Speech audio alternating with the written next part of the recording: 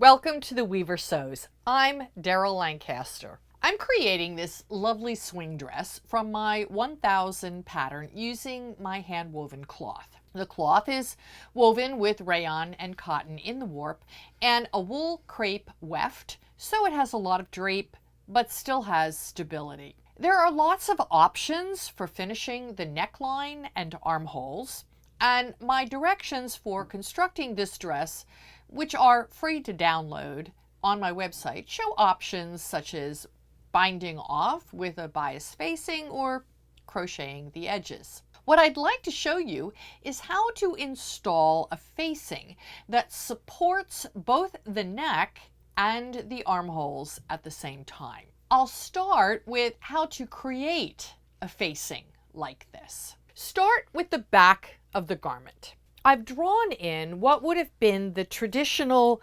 neck and armhole facings. They follow the contours of the neck and the armhole and extend past the seam line into the body of the garment about 1.5 inches or 3.8 centimeters. I actually draft my facings 2 inches or 5 centimeters from the cutting line.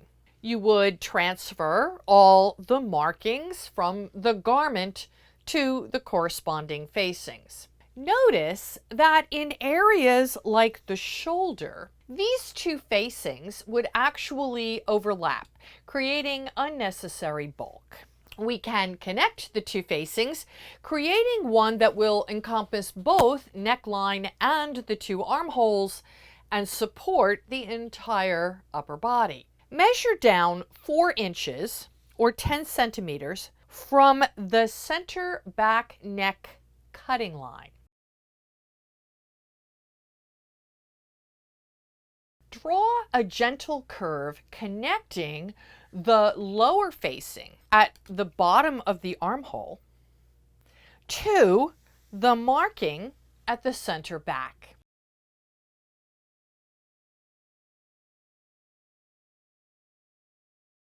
This will become the back facing. Make sure you have appropriate center back seam allowances, and that's it. When you draft the facing for the front, you'll measure down about 2.5 inches or 6.3 centimeters from the center front cutting line. It's important that the front facing stop before it reaches any bust shaping. The center front can be placed on the fold. Here I've cut the front and back facings from a wool blend suiting fabric, something from my stash.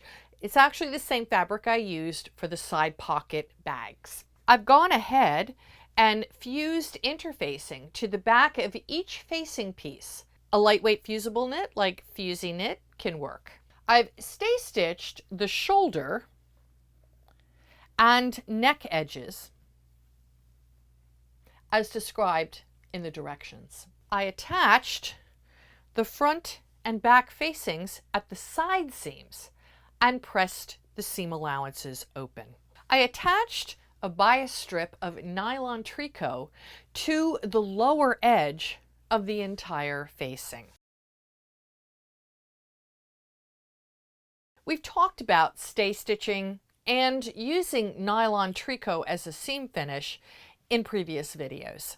Do not stitch the shoulders together at this time. Turn the 5/8 inch or 1.5 centimeter shoulder seam allowances to the wrong sides of the facing and press. Although the zipper is installed and the center front and side seams are sewn on the dress, I have not stitched the shoulders together. Application of this kind of facing requires that the shoulder seams remain open. And now we get to attach the facing to the dress. With right sides together, pin what you know, matching side seams, notches or match points, and neck and armhole edges.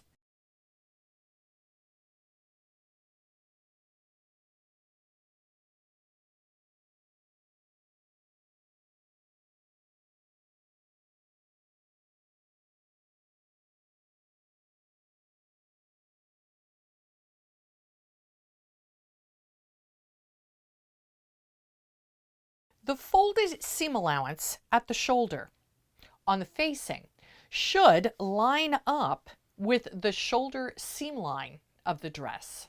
We're going to stitch the facing to the garment at the armholes and the front and back necklines using a 5/8 inch or 1.5 centimeter seam allowance.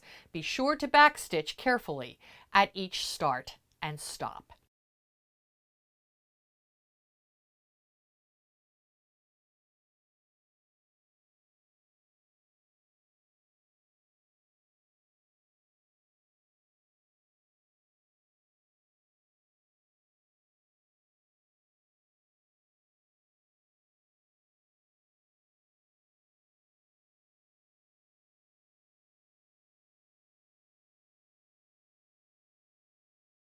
Check to make sure that the back neck facings align at the back neck, because if they don't, you'll have to adjust the stitching.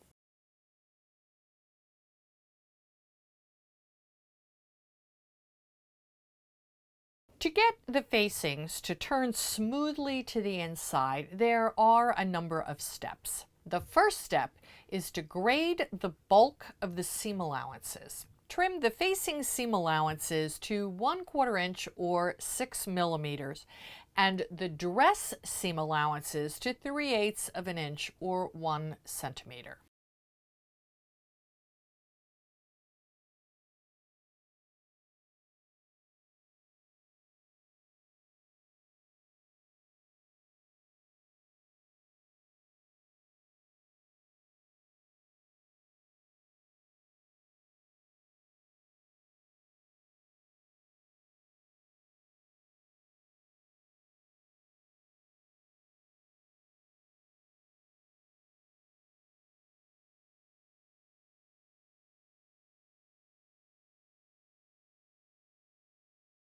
Clip the curves so the seam allowances can spread when the facing is turned towards the inside.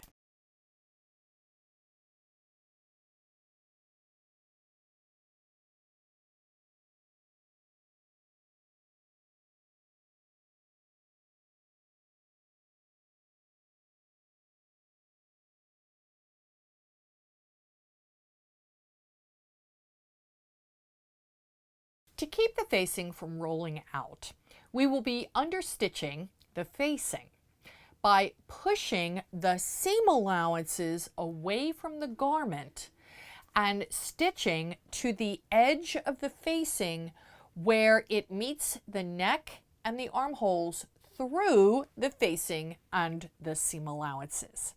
So in essence, stitching them together. You will stop understitching 5/8 of an inch or 1.5 centimeters from the shoulder seam lines.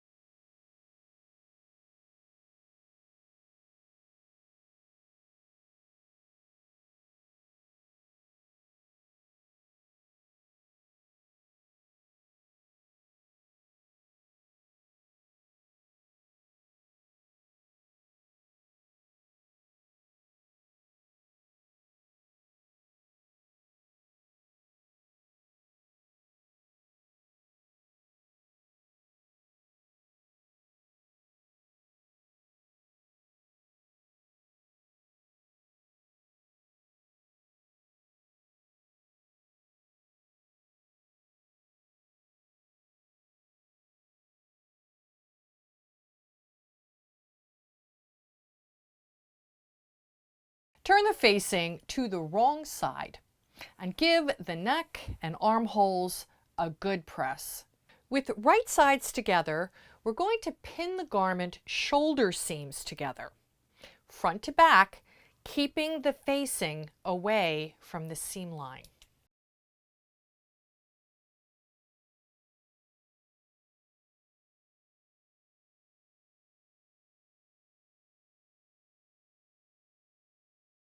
Stitch across the shoulder seams using a 5/8 inch or 1.5 centimeter seam.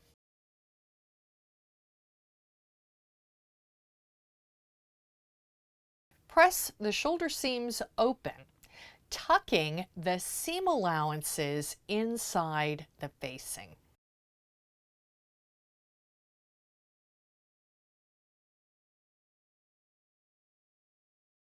Hand stitch the facing edges together across the shoulders. Fold under the facing center back seam allowance and hand stitch along the zipper tape. Anchor the lower edge of the facing to the garment's side seam allowances with a couple of stitches. This type of facing doesn't roll out and really helps the neck and armhole edges stay stable. All I need to do now is finish the hem and I can wear this tonight. I'm Daryl Lancaster for The Weaver Sews.